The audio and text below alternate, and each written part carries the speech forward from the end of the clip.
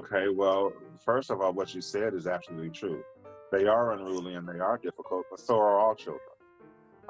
I've done younger and older children, and I would much rather deal with the older children, than the younger children. So teenagers is I would not want to do latency age kids. I find them more difficult for me than teenagers. I think a lot of times people forget that during the teenage years are when young men start becoming young men and they become independent and they try to become self-reliant and self-sufficient. So you're going to have pushback. You're going to have them trying to exert their own independence, and that's natural.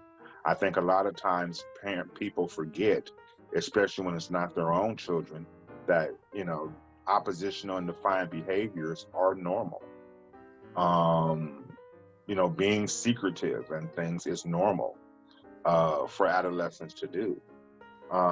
So my difficulties, I basically work from what I like to call a strength-based perspective. I find out what works with that particular child and I deal with it.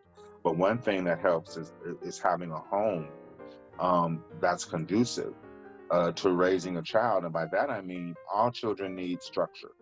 They need discipline, and not discipline as far as the physical discipline, but discipline in having routines and having structures and knowing what's expected of them. And then when they don't, then there are appropriate consequences based upon why when they don't do what they're supposed to do, and then what those consequences are. And they need to be at the point to where they are effective. I love discipline because discipline means to disciple, it means to teach.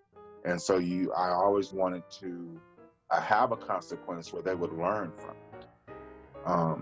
And at the end of the day, I just treat these kids like they're my own kids. I don't ever call them, this is my foster son, this is my son. I don't care what color they are.